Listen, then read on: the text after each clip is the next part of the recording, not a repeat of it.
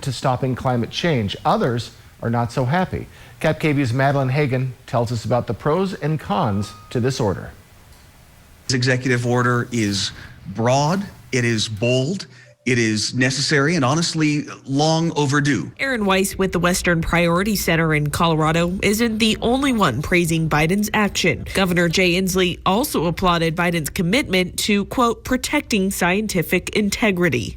It's going to require a lot of bold action. It's going to require coordination between the federal government, between states, between private landowners. The order puts a 60-day moratorium on new oil and gas leasing in the U.S.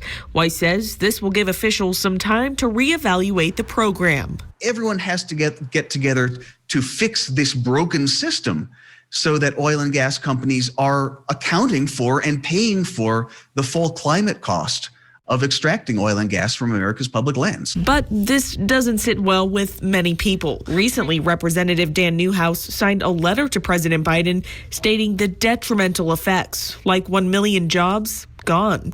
The letter goes on to state the action may conflict with federal law.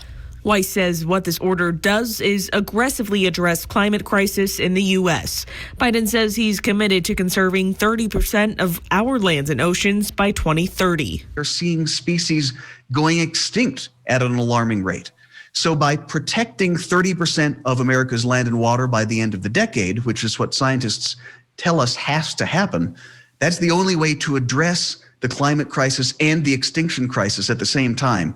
Still, some members of Congress say during a pandemic is not the time to cut program funding or Americans' jobs.